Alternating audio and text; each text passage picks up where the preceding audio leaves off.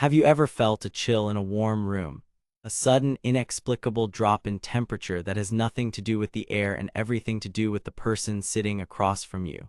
The person you call your friend. The person you trust, your ally, your confidant. Yet a part of you, a deep, ancient, and wordless part of your psyche, sends a warning flare up your spine. It's a feeling you dismiss. You rationalize it. You tell yourself you're being paranoid, overly sensitive, or just plain wrong.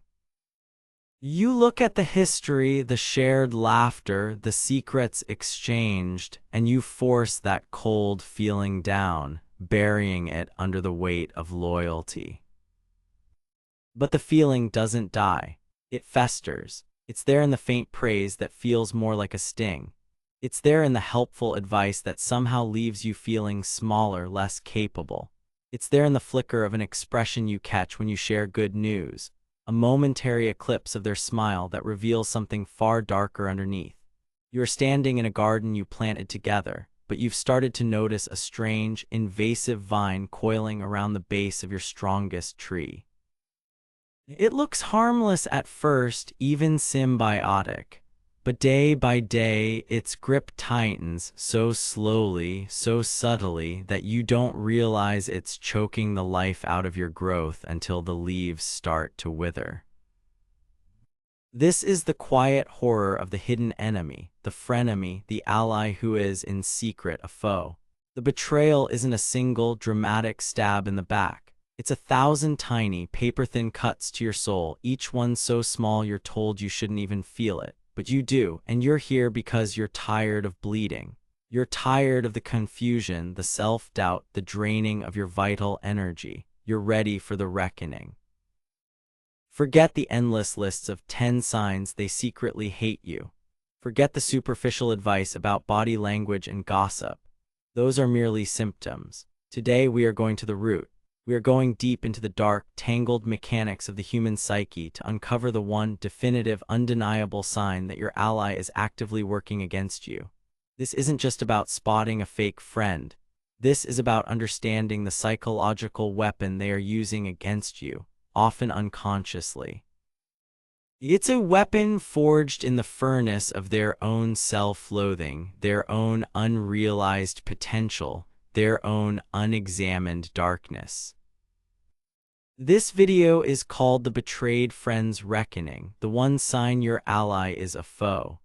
And that one sign, the core mechanism from which all other toxic behaviors spring, is this: the consistent and targeted projection of their shadow. When your friend stops seeing you and starts using you as a mirror for everything they hate about themselves, the alliance is over. They have become your foe.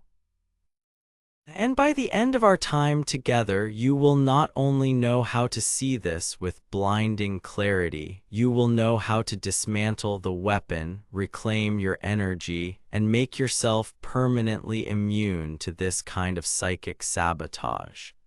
The reckoning begins now.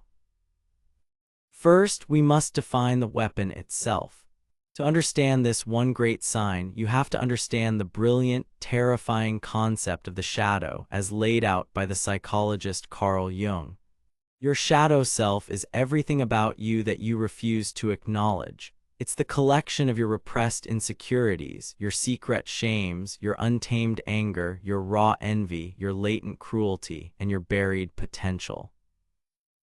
It is the dark basement of your personality where you shove everything you don't want to admit is a part of you. Everyone has one. The difference between a healthy person and a dangerous one lies in what they do with it. A healthy individual engages in what Jung called shadow work. They have the courage to open the basement door, walk down into the darkness, and get to know what lives there. They don't have to like it, but they own it. They integrate it. They understand that their capacity for anger can be transmuted into a powerful drive for justice. They understand that their envy can be a signpost pointing toward what they truly desire. By owning their shadow, they tame it. It no longer controls them from the unconscious. A toxic person, a hidden foe, does the opposite. The thought of opening that basement door terrifies them. The idea that they might possess envy, inadequacy, or malice is so threatening to their carefully constructed self-image, their persona, that they nail the door shut and pretend the basement doesn't exist. But the energy in the shadow doesn't just disappear, it builds pressure, and it must escape. This is where projection comes in. Projection is an unconscious defense mechanism. It's the psyche's desperate attempt to get rid of its own unwanted darkness by seeing it and attacking it in someone else. They cannot face their own shadow, so they literally cast it like a movie projector onto a screen. And if you are their friend, you are the most convenient screen available. They aren't really talking to you or about you anymore. They are talking to their own reflection, their own despised shadow, which they have superimposed over your face. This is why their attacks feel so personal and yet so bafflingly inaccurate. They aren't responding to what you've actually done. They are responding to what your actions represent to their hidden self. Your success becomes a projection screen for their feelings of failure. Your courage becomes a screen for their cowardice. Your joy becomes a screen for their misery. They are no longer your friend. They are the tormented warden of their own internal prison, and they are trying to make you an inmate. Understanding this is the first step of your liberation. It allows you to depersonalize the attack. It's not about you, it's about the war raging inside of them, and that war manifests in several distinct, recognizable ways. Let's explore the first manifestation of their shadow projection, the unsolicited reality check. This is often the first shot fired in the covert war. It's disguised as help, it's wrapped in the language of love and concern, but its energy is poison. Imagine you're an aspiring entrepreneur, let's call you Alex. You've just developed a business plan you're incredibly excited about. It's ambitious, yes, it's risky, of course, but it fills you with purpose. You share this news with your oldest friend, Mark. A true friend, one who has a healthy relationship with their own shadow, might say, "Wow, Alex, that's huge. It sounds challenging, but I know how capable you are. What's your biggest hurdle right now? How can I help you think through it?" See the energy there? It's expansive. It's supportive. It acknowledges the risk but focuses on your capability and offers collaboration. Now consider Mark, a man who is secretly terrified. He had his own dream once, a dream he abandoned because he was too afraid to fail. He buried that ambition in his shadow, and now it festers there as a source of deep shame and bitterness.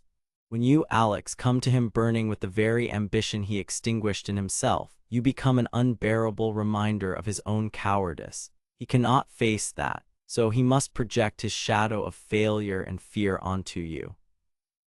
His response will sound something like this: "Whoa, Alex, you need to be realistic. Do you know how many businesses fail in the first year? You don't have the capital for this. I'm just being honest because I care about you. I don't want to see you get hurt." Listen to the language. Be realistic. Businesses fail. You don't have the capital. It is a litany of limitation. It is not an exploration of possibility. It is a declaration of impossibility. He isn't protecting you from failure. He's trying to infect you with his own fear of it. The phrase, "I'm just being honest," or "I'm just worried about you," is the Trojan horse they use to wheel their shadow projections directly into the heart of your city. Think of a woman, Sarah, who after years of feeling stuck in a rut finally decides to train for a marathon.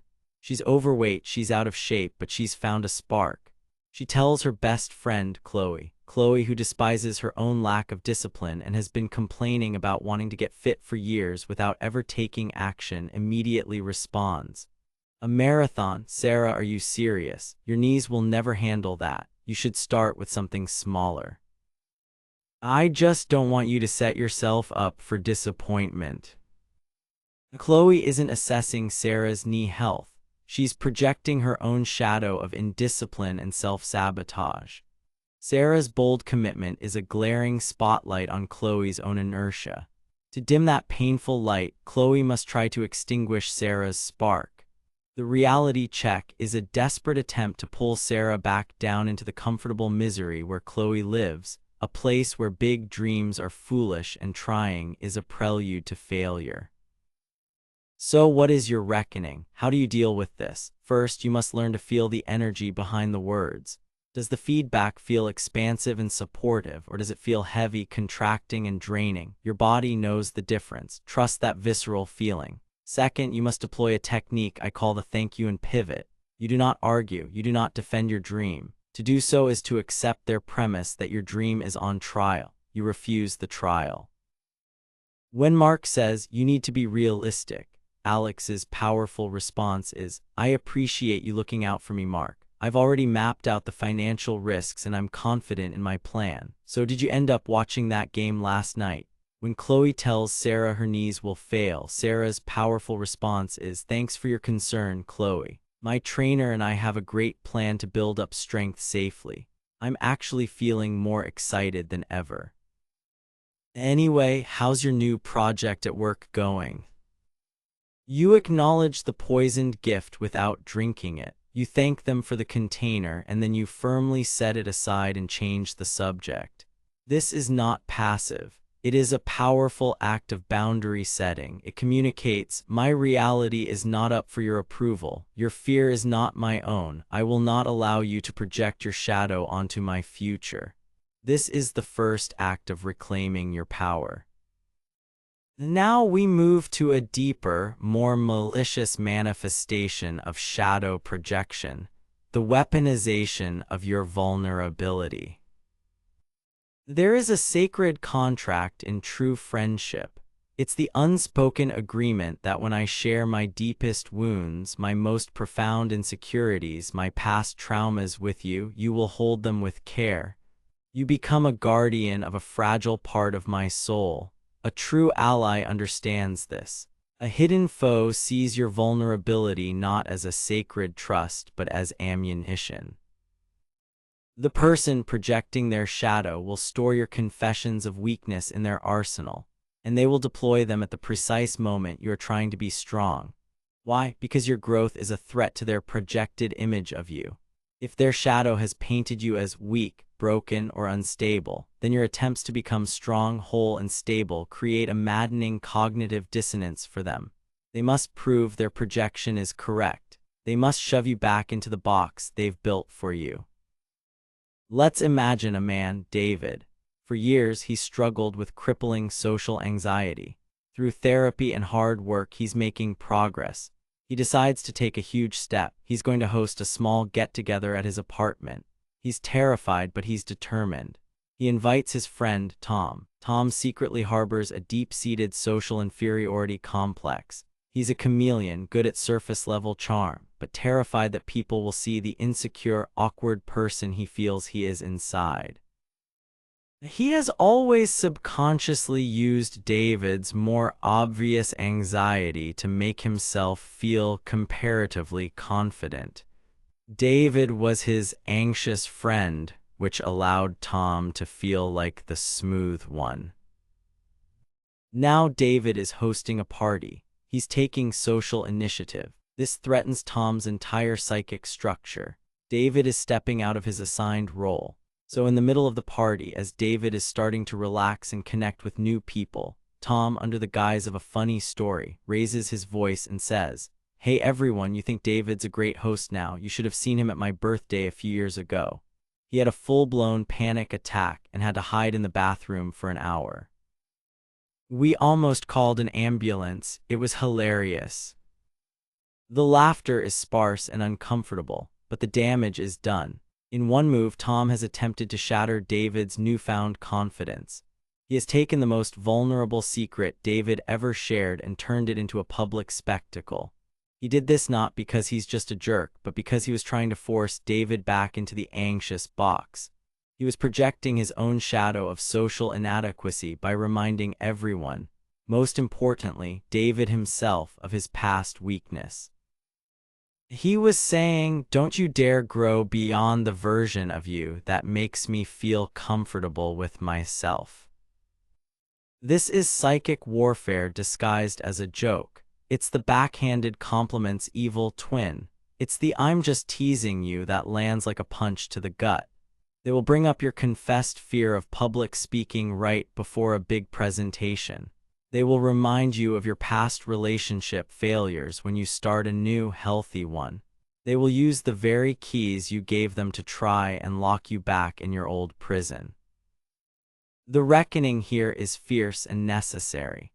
It requires you to create information tiers. You must begin to audit who has earned the right to hear your soul. Your vulnerability is not a free sample for everyone to taste. It is a precious resource. You must start to categorize the people in your life. Tier 1 is your vault, the 1 or 2 people who have proven over time that they can hold your vulnerabilities with reverence and use them only to help you heal. Now, Tier 2 are your trusted acquaintances, people you can share good news and surface-level struggles with, but not your core wounds. Tier 3 is everyone else, an information diet. They get the weather and polite conversation. When you identify a person who weaponizes your vulnerability, you immediately downgrade their access. It can be a silent demotion. You just stop feeding them ammunition. You stop confiding in them. You stop answering their probing questions with raw honesty. When they ask, "How are you really doing?" you learn to say, "I'm doing great, thanks for asking," even if you're not. Not because you're being inauthentic, but because you are being a wise protector of your own energy. You do not owe your deepest self to someone who uses it as a weapon. Protecting your story is a radical act of self-love. It's a declaration that your past wounds are not public property for their shadow to play with. This brings us to the third and perhaps most revealing manifestation, the sabotage of your joy. Nothing illuminates a person's hidden shadow of envy, bitterness, and misery like your unadulterated joy. For the hidden foe, your happiness is not a shared experience. It is a personal indictment. It's a glaring, painful spotlight on everything that is lacking in their own life. Their own unlived dreams, their own stagnant relationships, their own quiet desperation. Since they cannot or will not do the work to find their own joy, their shadow's reflexive action is to tarnish, diminish, or sabotage yours. This sabotage is rarely overt. It's a masterpiece of subtlety. It's the art of the backhanded compliment. Let's say you, a woman we'll call Maria, have worked incredibly hard to lose weight and get healthy. You post a picture of yourself in a new dress, feeling confident for the first time in years. Your friend Evelyn, who has been complaining about her own weight for a decade but does nothing about it, comments. A true friend would say, "You look stunning, Maria. All your hard work has paid off." Evelyn's shadow-projecting comment is different. It will be something like, "Wow, what a transformation. I could never pull off a dress that tight. You're so brave." You see the poison in the honey. The compliment transformation is immediately negated by the insinuation that the dress is tight, and that wearing it is an act of bravery, implying it's something to be judged. She is projecting her own bodily insecurity onto you, trying to make you feel self-conscious in your moment of triumph.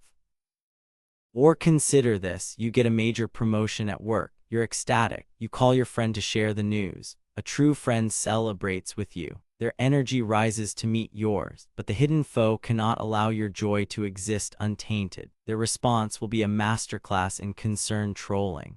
"Oh wow, that's great, but isn't that department really stressful? John got promoted there last year and he had a complete breakdown. I just hope you're prepared for the workload." Make sure you take care of yourself. In the space of 10 seconds, they have pivoted from congratulations to a horror story. They have planted a seed of anxiety and doubt right in the heart of your success. They are projecting their own shadow of fear, fear of responsibility, fear of pressure, fear of failure onto your achievement. They are trying to sabotage your joy by reframing it as a source of future pain. This happens constantly. You share good news about a new relationship and they say, "He seems nice. I just hope he's better than the last one." You talk about an amazing vacation you booked, and they say, "Oh, I heard it rains a lot there that time of year." They are joy assassins. Their shadow of envy and lack is so powerful that it cannot tolerate the light of your contentment. It must find a cloud for every silver lining. The reckoning for this is absolute. It is the implementation of a firm joy boundary. When you share good news and it is met with this energy, your job is not to convince them. Your job is not to defend your happiness. Your job is to protect it. You must refuse to let them drag your celebration into the mud of their negativity. When Evelyn gives you the backhanded compliment, you don't say, "It's not that tight." You simply reply, "Thank you, I feel amazing in it." You accept the part that was a compliment and you completely ignore the poison barb. You radiate your own confidence back at her. When your friend concern trolls your promotion, you don't list all the ways you're prepared for the stress. You say, "Thanks, I'm really excited for the new challenge. It's going to be a great growth opportunity." Then you pivot. "Anyway, enough about me. What's new with you?" You refuse to let them set the emotional tone. Your joy is not a debate, it is a fact. You are not asking for their permission to be happy. You are simply stating that you are. By refusing to engage with their projected negativity, you rob it of its power. You let their shadowy comments hang in the air and evaporate unacknowledged. You are sending a clear, unspoken message. My joy is not available for your sabotage. You will either celebrate with me, or you will be silent, but you will not tarnish this. We have defined the weapon of shadow projection. We have examined its key manifestations: the unsolicited reality check, the weaponization of vulnerability, and the sabotage of your joy. Now we arrive at the final, most crucial stage, the reckoning. This is where you take everything you've learned and you use it to fundamentally change the dynamic. This is where you withdraw the projection screen. The ultimate reckoning is not about a dramatic confrontation, screaming matches, or vengeful plots. Revenge is a fool's game. It just keeps you tethered to the very energy you're trying to escape. The true reckoning is a quiet, internal, and resolute act of self-preservation and sovereignty.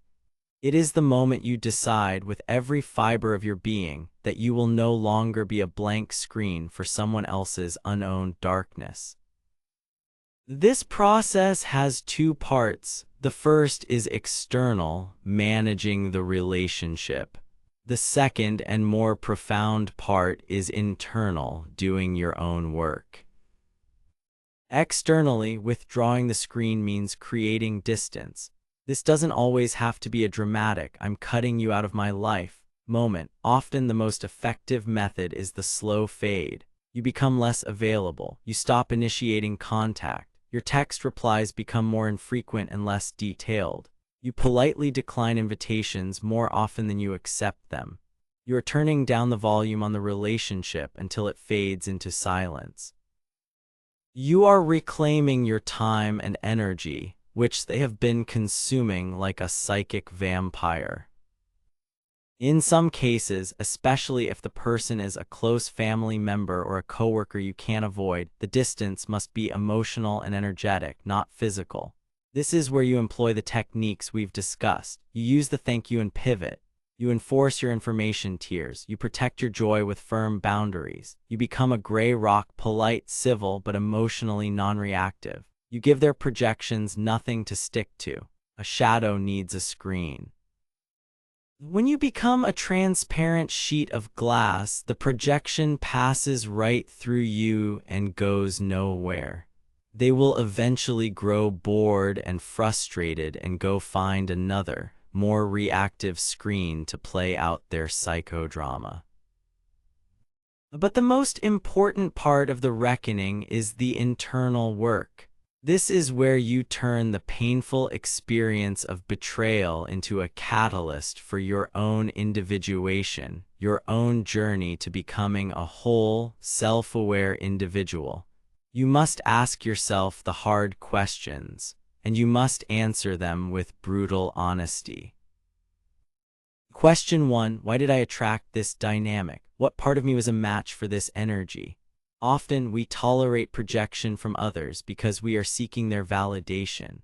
We want the approval of the friend, the parent, the mentor so badly that we are willing to endure the subtle cuts, the draining criticism, the sabotage of our joy. The reckoning is admitting to yourself, I was looking for light in a dark room. I was asking for water from a dry well. I must stop seeking validation from those who are incapable of giving it. Question 2. What is this person's shadow showing me about my own shadow? This is the master-level question. Sometimes the things they project onto us have a tiny, uncomfortable grain of truth that we ourselves have been denying. Perhaps their projection of you as disorganized hits a nerve because deep down you know you need to be more disciplined. Their attack is still toxic and unacceptable, but you can use it as a diagnostic tool. You can look at their accusation and ask, is there 1% of this that I need to look at in my own shadow? This isn't about blaming yourself. It's about using every experience, even the painful ones, as fuel for your own growth. You steal the energy from their attack and you transmute it into self-improvement. This internal work is best done through journaling. Write it all out. Write down the toxic things they said. Then, next to it, write what you now understand they were really saying about themselves. When she said I was being too ambitious, she was really saying I am terrified by my own abandoned ambitions. This practice rewires your brain. It trains you to see the projection in real time. Then you create what I call the declaration of sovereignty. This is a statement you write down and say to yourself, an internal vow. It goes something like this: I am no longer available to be the screen for your unlived life. Your shadow is not my reality. Your fears are not my future. Your bitterness is not my burden. I release the need for your approval. I reclaim my energy, my story, and my joy. I am sovereign over my own mind and my own life. This is the true reckoning. It's not about them. It was never really about them. It was about you and the part of you that allowed the parasitic vine to grow. The betrayal was a harsh, painful, but necessary wake-up call. It was the universe telling you that it's time to become a more conscious guardian of your own precious energy. It was a call to stop looking for allies outside of yourself until you have become your own most powerful, unshakable ally. The one sign your ally is a foe is the constant projection of their shadow. They will try to make you feel small to avoid their own feelings of inadequacy. They will try to make you feel weak to avoid their own insecurities. They will try to poison your joy to avoid their own misery. But you see it now, you cannot unsee it. You see the weapon, you understand its mechanics, and you know how to disarm it. You know how to pivot from their reality checks, how to protect your vulnerabilities, and how to defend your joy. More than that, you know that the final reckoning is not with them, but with yourself. It is the decision to stop being a passive screen and to become the active author of your own reality. To do your own shadow work, to own your own power, and to build a life so full of your own light that the shadows of others can find no purchase. The betrayal was their action. The reckoning is your liberation. Go and be free.